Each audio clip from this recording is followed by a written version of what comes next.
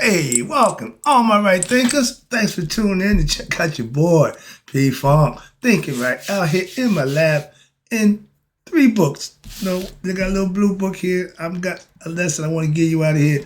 But as I'm going through my stuff, I got so much information I got to calm myself down and get it all out. But I chose to go pick a lesson out of glorious light of meditation, since we in that meditation mode of philosophy. So I'm gonna do a nice lesson from the meditation and yoga philosophy. That's what helped me to reach Nihas. Okay, that's the lesson. Let's go.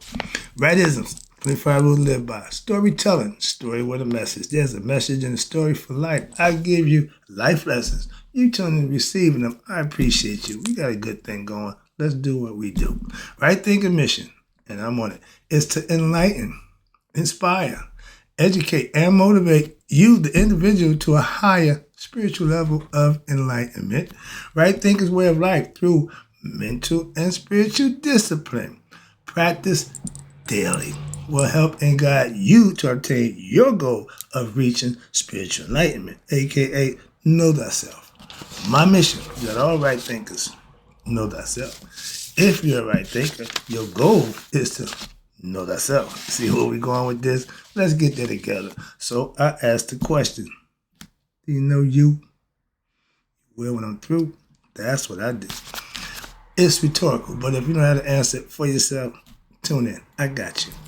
A person who knows not and knows not that they know not is foolish. Disregard them. A person who knows not and knows that they know not ain't simple, but you can teach them. That's why I do what I do. For you. Appreciate you too. Stay tuned. I got more for you. A person who knows not and believe and think that they know is dangerous. Avoid them.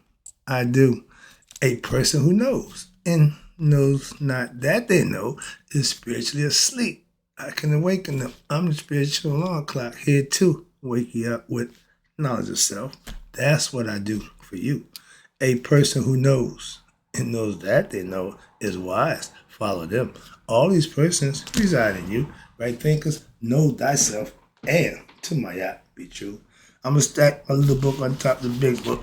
I'm going to take a break from the Egyptian yoga to get this lesson right quick. But this, I think, we'll be heading after this book. So let's go. I'm switching up today, switching gears, so to speak. All right, right thinkers, let's talk about how meditation and yoga philosophy help me reach Nihas, okay? Got me to know myself, so to speak. I'm a practicing yogi. I meditate daily. I have a philosophy.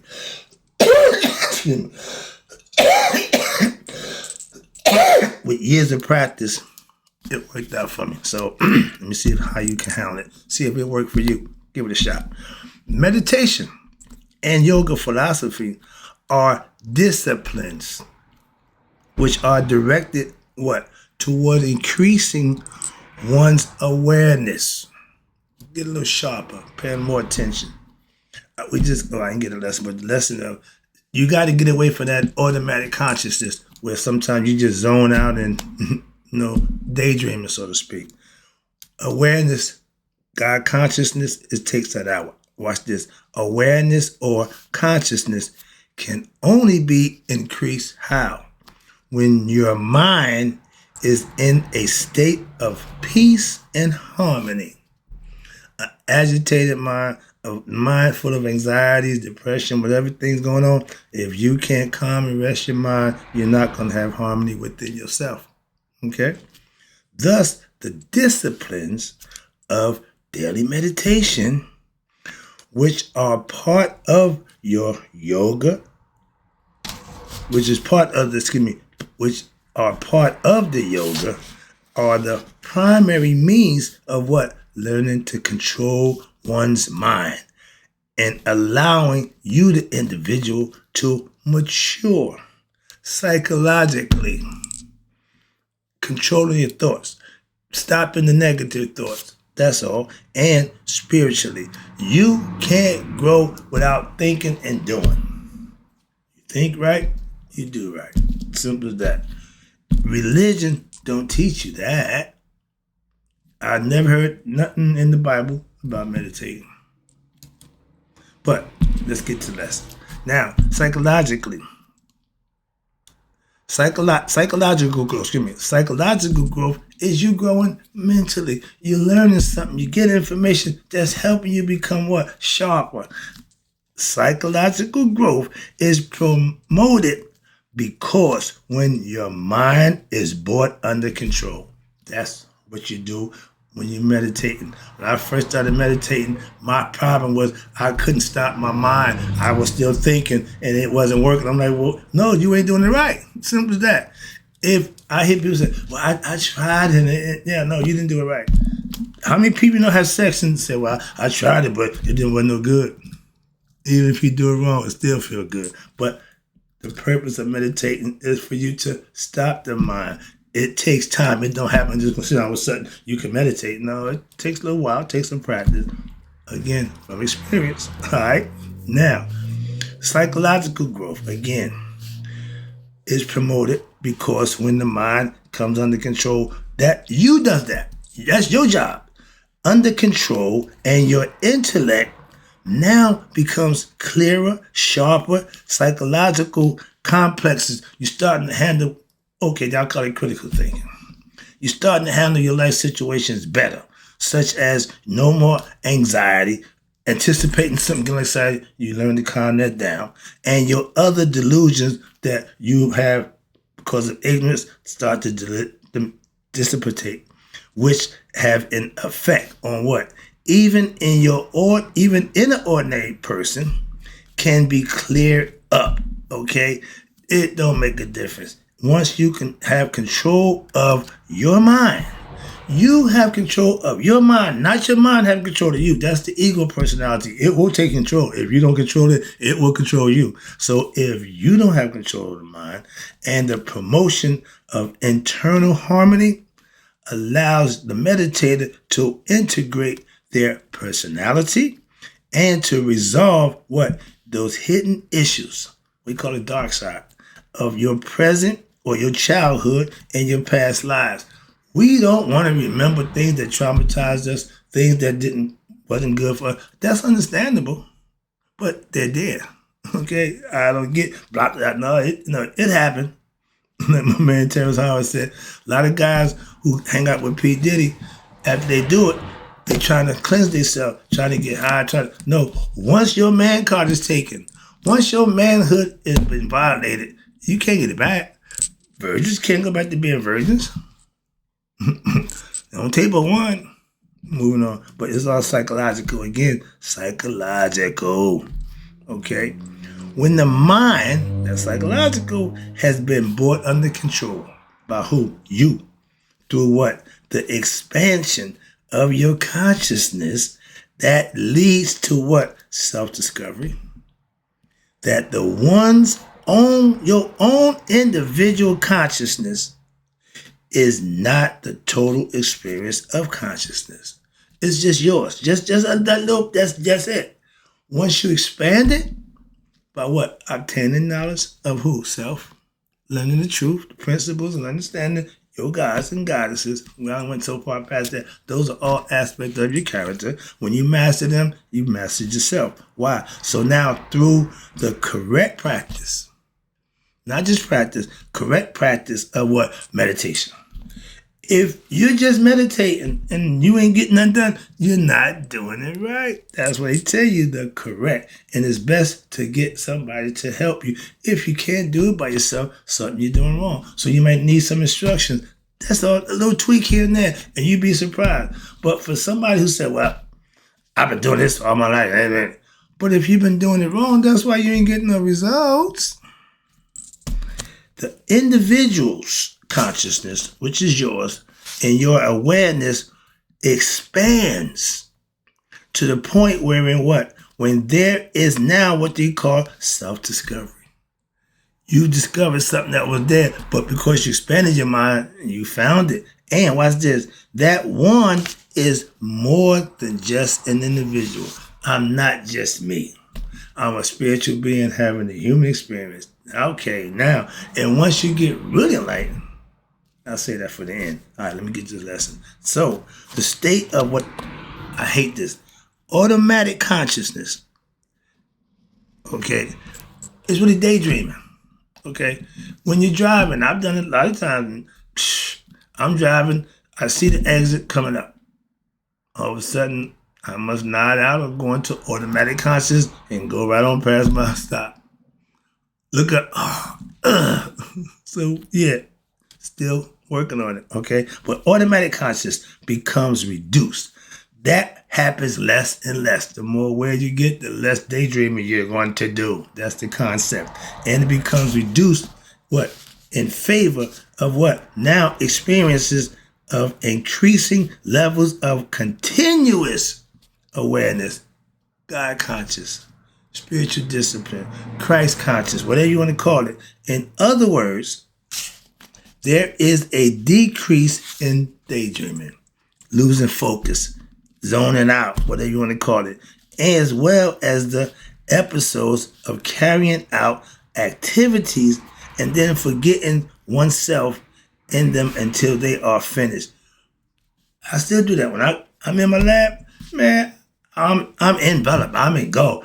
Time don't mean nothing to me. I look up and whoa, yeah, okay, you might want to go stick your head out and let people know you're still here.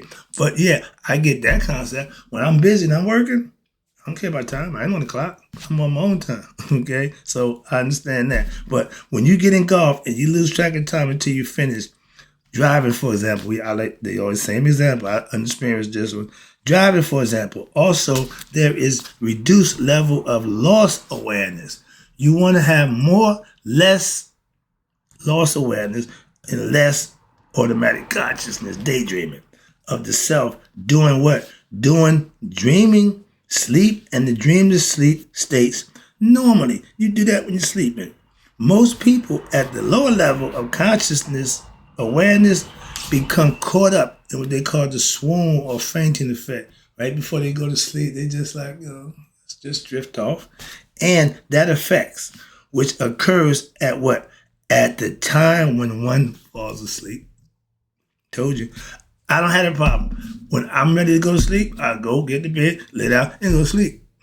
I don't lay there and do that count sheep. I don't do none of that. Okay? My mind understands. Well, I control that. I'm going to sleep. Okay? We're going to sleep. But when I get into bed, we go to sleep. Sleep, what's this? When one falls asleep, or when there is what? No awareness. That's what we call the idle mind. That's what the devil's workshop. So if you ain't mindful, if you ain't conscious, you could have some bad thoughts creep in. The devil could holler. All those things that's negative happens when you what? Let your guard down. Fall asleep, so to speak, at the wheel. Okay? And there is no awareness of what? The dream, while what? In the deep sleep state, dreamless state, the waking state, identity, and watch this, to assume the identity of their dream subject is your dream. You control everything in it. And thus, to feel that what? The dream subject, as well as the dream world, are realities in themselves. When you're in the dream world, you believe that it is real. That's why a lot of us wake up when they're near death, or we don't want to wake up because it's going so good, we want to stay there. Nothing comes to a sleeper but a dream. If you're dreaming, that means you're not woke. Moving on. Where we at? Okay. The shift in what they call identification. From the waking while we work right now, we woke personality to the dream personality. I just told you, I don't have that problem. I know when to shut it down and go right on into sleep mode. Okay? And absence of either personality. When you're dreaming, the ego ain't there. You ain't got no need in the dream world, got no use for them. And in the dreamless sleep state, led our ancient philosophers to what? To discover that these states are not absolute realities. Dreams ain't real. How about this ain't even real? Philosophically, okay? Anything that is not continuous and abiding cannot be considered as real. The only thing real is that the spirit that's in you. Only what exists and what does not change. Spirit don't change. In all periods of time can be considered as real. Hermes Trismegistus.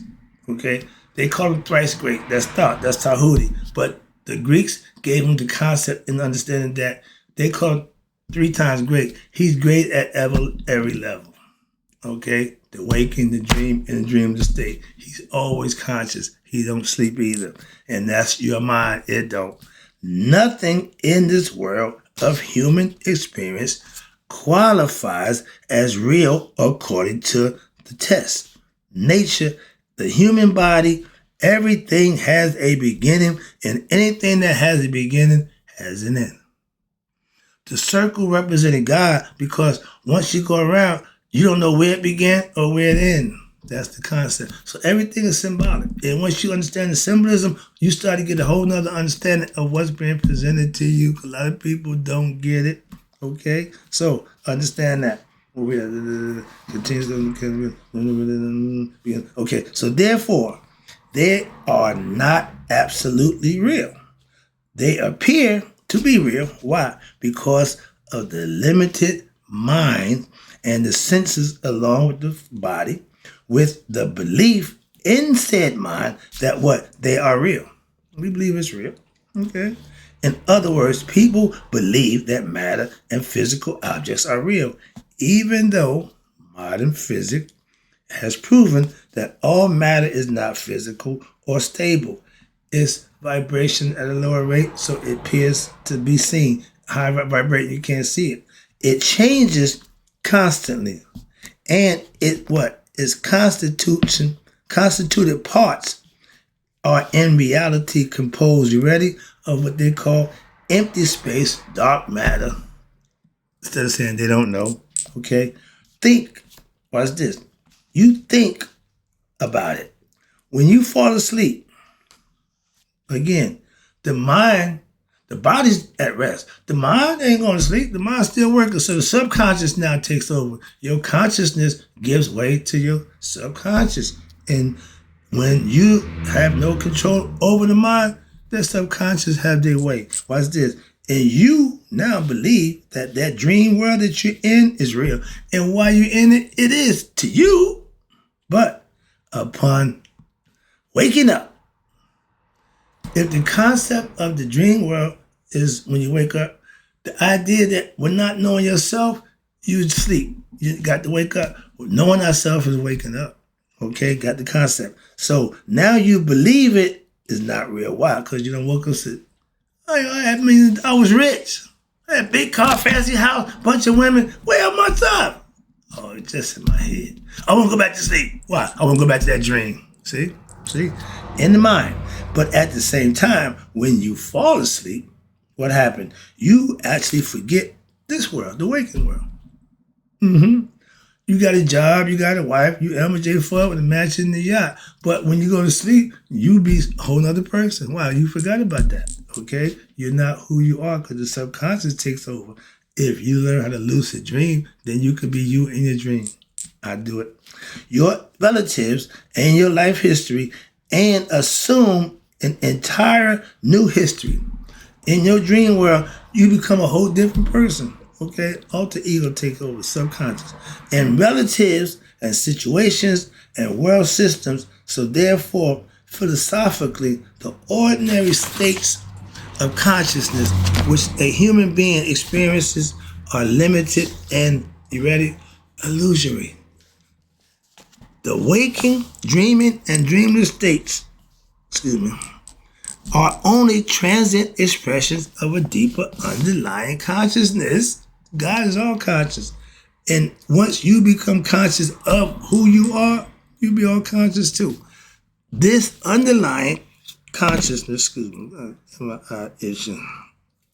this underlying consciousness, where we at right here, which witnesses, okay, what? The other 3 states. That's thought. That's your brain. That's your mind. God's mind is your mind.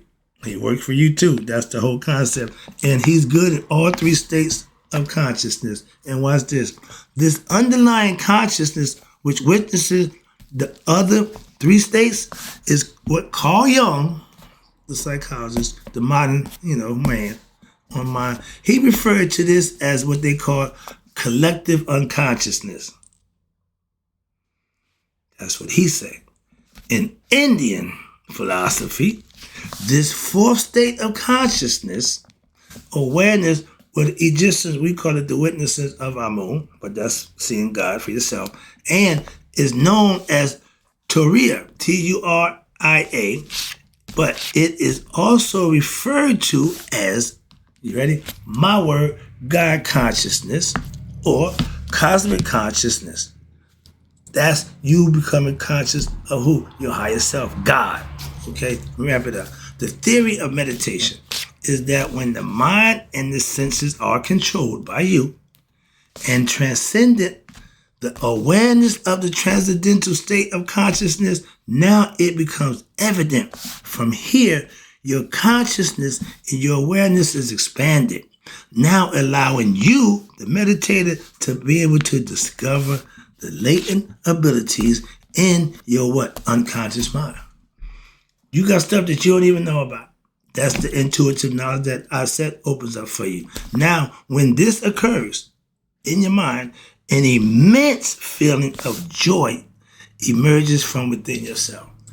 That's the desire for what? Happiness and fulfillment through external objects and situations.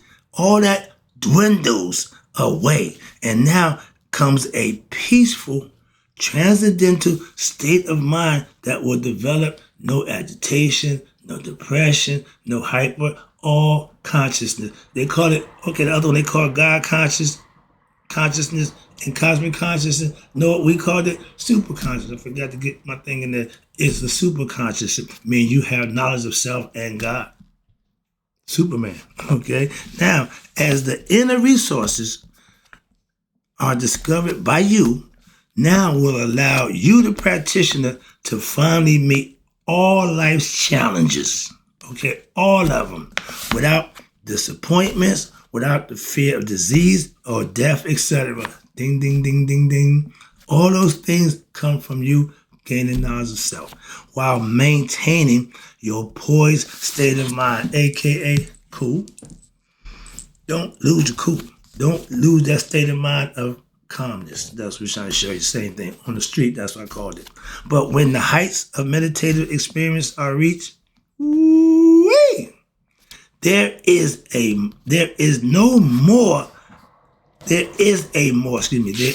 more continuous form of what? Awareness which develops. When you reach that level, you want to stay there. Like that good dream. You don't want to wake up. But when you control your mind and you get there, you control that. You don't need to be dreaming. You don't need a drug. You got total control over that. That's called being blissed out. Total peace. Okay, Hotep. And it is not lost. See? That is not lost, what? At the time of falling asleep? At this state, there is a discovery that just as the dream state is discovered to be what? Unreal upon waking up in the morning, the waking state is also discovered to be kind of a dream which what? Was transcend at the time of falling asleep. Remember, your waking state gives way to the unconscious when you go to sleep. So there is a form of what they call continuous awareness which develops in your mind, which spans all three states of consciousness, aka Tahuti or Hermes Trismegistus, 3 times great, thrice great. Okay, that means you're conscious at the conscious level, unconscious level, and the subconscious. And watch this. There are 3 states of consciousness, and now you become a witness. Hello, ding, ding, ding. When you reach that level of witness, that's the 4th level. You and Amun looking face to face. I gave a lesson about that a while ago. But now, to them, instead of being a subject bound by them, meaning your ego self is running the show, and that's never good. Further, there is now a self-discovery that there is now what? A boundless source from which one has originated. Back to God. And to which one is exorbitantly linked. Y'all don't ever separate until the body cease to exist. The spirit gonna make one of 2 choices. Go find another body or go home. This discovery brings you immense what? Peace of mind and joy. Wherein what? Wherein the worldly desires, now they vanish. The ego self takes a back seat in the mind, and there is now absolute contentment in the heart. Wrapping it up, taking it in. This level of experience, they call it mystical experience, they just talked about that. But this level of experience is what the Buddhists call mindfulness. However, the history of mindfulness meditation, it goes back to the time of ancient India and ancient Egypt. Watch this. In India, the highest level of consciousness, wherein automatic consciousness, daydreaming, is what? Eradicated. They don't have those issues because they reached that level. Watch this. And there is now a continuous awareness, God conscious, Christ conscious, but they called it Sakshin, Buddha. Okay? From the Vedanta yoga philosophy. The teachings of the witnessing conscious, we call Amun, the hidden one, found an even greater expression and practice in what? Buddhist philosophy and the Buddhist meditation. Buddha, or the wakefulness, is that level of their highest intellect in philosophy. We call it Nihas. We had a word for everything they got a word for. We had a word for. So we practice the same thing.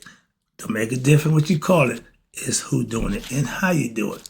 That's the lesson. That's my point. Hope I made it. Hope you enjoyed the lesson. And in closing, right thinkers, may y'all let it be 100. Me, 100 minus a day. So I never know that my right thinkers have passed away. Love you guys. I'm out.